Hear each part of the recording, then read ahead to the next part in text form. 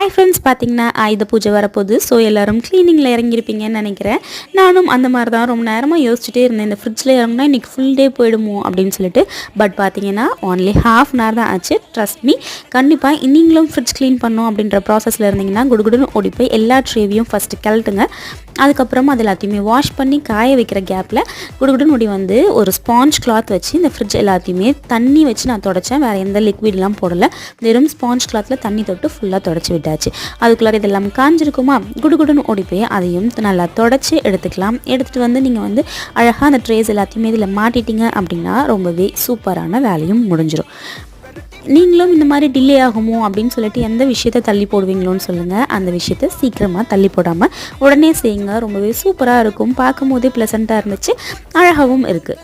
Bye, see you all, take care, happy cleaning, bye bye.